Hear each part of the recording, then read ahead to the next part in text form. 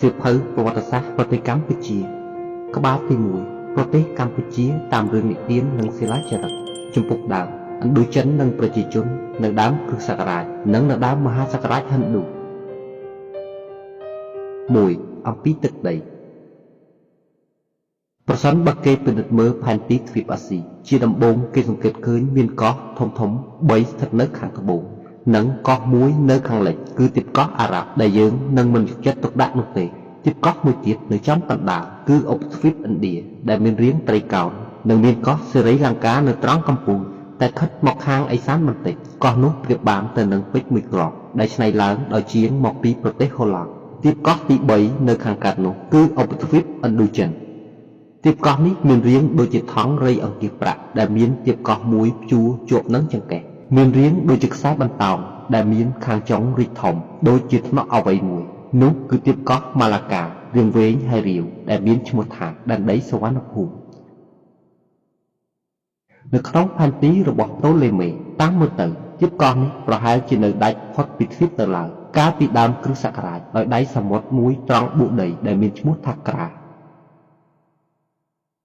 បើគេទុកផែនទីដែលបង្ហាញប្រទេសជាច្រើននេះរួចយកផែនទីដែលបង្ហាញពីឥណ្ឌូចិននៅក្នុងមាត្រដ្ឋានធំព្រមទាំងមានកោះទាំងឡាយនៅក្នុងសមុទ្រខាងត្បូងពោលគឺអាំងស៊ីឡាំងផងយកមកមើលវិញគេឃើញមានសមុទ្រតូចមួយនៅចន្លោះឧបទ្វីបឥណ្ឌូចិននិងទីបកោះម៉ាឡាកាសមុទ្រនោះមានឈូងមួយនៅខាងជើងសមុទ្រនោះគឺសមុទ្រសៀមរីឯឈូងសមុទ្រនោះគឺឈូងសមុទ្របាងកក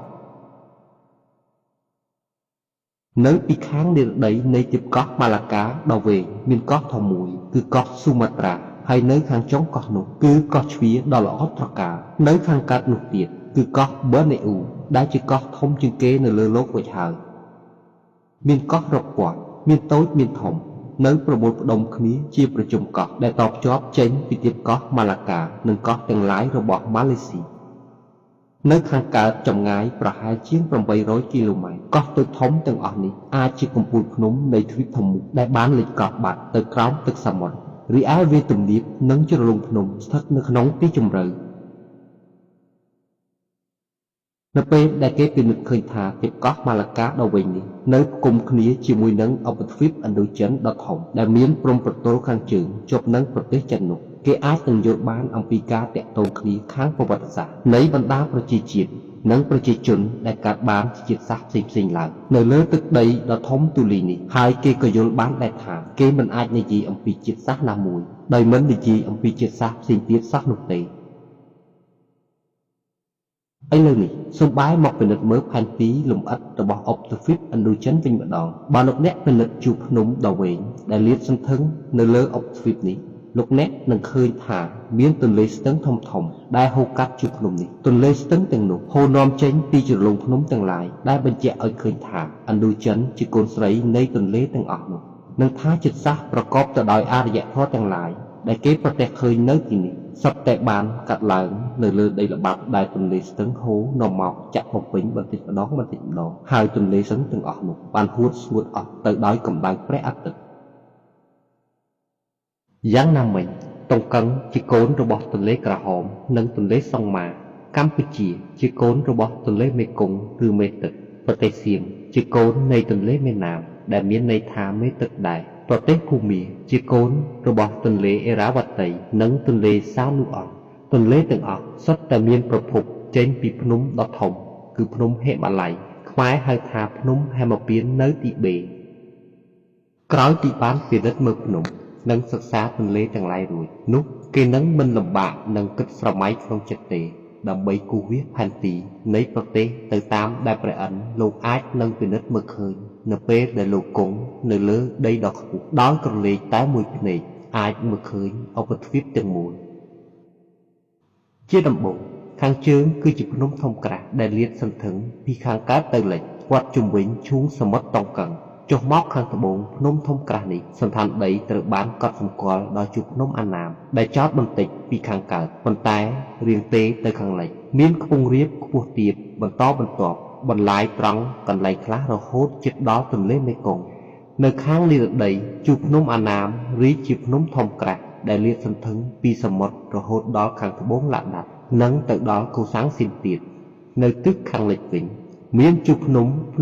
តូចនិងខ្ពង់រាបដែលបន្តតភ្ជាប់ចេញពីភ្នំហេម៉ាឡៃដែរហើយញែកប្រទេសសៀមចេញជាពីរគឺប្រទេសឡាវនិងកម្ពុជានិងជាបន្ទាត់ខណ្ឌចែកទឹកដីរវាងអាងទន្លេមេគង្គនិងទន្លេមេណាមទីបំផុតមានជួរភ្នំទី3មួយទៀតដែលបែកចេញពីភ្នំធំក្រាស់ហេម៉ាឡៃនៅទីបេដែរជួរភ្នំដ៏វែងតែតូចចង្អៀតនេះលាតសន្ធឹងចេញពីប្រទេសភូមាខាងលើបែងចែកភូមាជាពីរហើយជាទំនំឆ្អឹងរបស់ទីកោះម៉ាឡាកាបន្តបកបញ្ចប់នៅក្នុងសមុទ្រខាងត្បូងជាកោះជាច្រើនខណ្ឌដោយដៃសមុទ្រតូចធំឬដោយសមុទ្រតូចនិងស្កប់ស្ងាត់ដូច្នេះគេពិនិត្យឃើញថាមានជួរភ្នំ3នៅឥណ្ឌូចិនជួរភ្នំទាំងនោះមានប្រភពចេញពីភ្នំធំក្រាស់ហេម៉ាឡៃនៅទីបេហើយសន្ធឹងមកខាងត្បូងទាំងអស់គ្នាបង្កើតបានជាអាងធំ4ដែលមានទន្លេវែង4ហូរកាត់អាងទន្លេទាំងនោះជាជម្រករស់នៅនៃជាតិសាសន៍ទាំង5គឺអាងទន្លេមេគង្គដែលជាជម្រកនៃប្រទេសលាវនៅខាងជើងរួចប្រទេសកម្ពុជានិងកូសាំងស៊ីននៅខាងត្បូងអាងទន្លេមេណាមជាជម្រកនៃប្រទេសសៀមអាងទន្លេអេរ៉ាវ៉ាតីជាជម្រកនៃប្រទេសភូមានិងអាងនៃទន្លេក្រហមដែលជាជម្រកនៃប្រទេសតុងកឹងនៅមានជួរភ្នំមួយទៀតដែលជាព្រំដែនរវាងប្រទេសកម្ពុជានិងខេត្តមួយចំនួនរបស់ប្រទេសសៀមនោះគឺភ្នំដងរែកភ្នំនេះមានចង្កេះខាងត្បូងចោតខ្លាំងក៏ប៉ុន្តែតាមពិតភ្នំនេះជាខ្ពង់រាបដ៏ធំមួយដែលជាប់នឹងឈូងសមុទ្រដ៏ជ្រៅមួយកាលពីសម័យដើមជួរភ្នំនេះសន្ធឹងកាត់អាងទន្លេមេគង្គពីកើតទៅលិចក៏ប៉ុន្តែវាមិនបានដង្វែរទៅដៅរបស់ទន្លេនោះទេទឹកហូរនាំយកដីគ្រប់ទិសទីចាក់ទៅក្នុងទន្លេរួចហូរពីទន្លេសម្ដៅទៅសមុទ្រខាងត្បូងតាមមើលទៅកាលពីសម័យមួយដ៏យូរលង់ដែលនៅពេលនោះប្រទេសកម្ពុជានិងកូសាំងស៊ីនមិនទាន់កកើតនៅឡើយទឹកសមុទ្របានឡើងដល់ត្រឹមជើងភ្នំដងរែកនេះឯងរីឯមាត់ពាមរបស់ទន្លេមេគង្គគឺស្ថិតនៅត្រង់ចន្លោះបាសាក់និងខោតពេលនោះទឹកដីកូសាំងស៊ីននិងកម្ពុជាស្ថិតនៅក្នុងបាតឈូងសមុទ្រនៅឡើយកន្លែងឈូងសមុទ្រនោះសពថ្ងៃនេះគឺបឹងទន្លេសាបកាលនោះមានបឹងធំមួយនៅខាងជើងភ្នំដងរែកទឹកបឹងនេះរីខាស់បន្តិចម្ដងคล้ายទៅជាវាលទំនាបមួយប្រកបទៅដោយជីវជាតិដែលលោកបាតេលេមីបានបរិយាយនៅក្នុងឆ្នាំ1907ហើយដែលមានទន្លេសេមូននិងដៃរបស់ទន្លេនេះគឺស្ទឹងសេស៊ីហូរកាត់សពថ្ងៃទាំងនេះគឺជាកាកសំណល់ដែលនៅសេសសល់ពីកូនសមុទ្រមេឌីទែរ៉ាណេតូចមួយដែលទឹកសមុទ្របានស្រកថយបាត់អស់ទៅតែឡើងមកលិចម្ដងដែរកាលណាទឹកចូលនៅទីនោះរៀបស្មើតែនៅរក្សាជាតិប្រៃនៅឡើយក្រោយរដូវភ្លៀងម្ដងគេឃើញមានឡើងក្រាមជាតិប្រៃក្រាមនៅលើដីដែលអ្នកស្រុករមែងប្រមូលយកមកស្លជាអំបិលគ្រប់គ្រាន់សម្រាប់តម្រូវការនៅក្នុងតំបន់បាតុភិបនេះអាចនឹងកើតមានឡើងដូចគ្នានៅក្នុងអនាគត10ឬ15សតវត្សតទៅមុខទៀតចំពោះបឹងទន្លេសាបដែលពីមុនប្រៃហើយការដែលគេដាក់ឈ្មោះថាសាបនេះអាចជាការបញ្ជាក់ថាទឹកទន្លេនេះកាលពីមុននៅប្រៃតិចឬមិនស្រួលទទួលទានប៉ុន្មាននោះទេទោះបីជាឥឡូវទឹកនេះបានសាបទៅហើយក៏ដោយ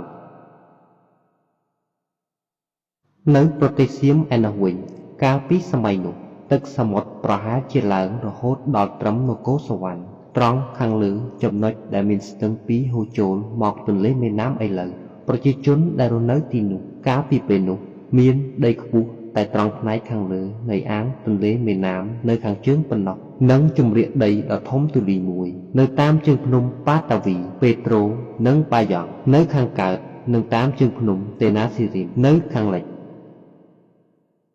តំបន់ទាំងអស់ជុំវិញអយុធ្យាត្រង់កោះណងស្នោដែលជាទីតាំងរបស់ទីក្រុងនេះ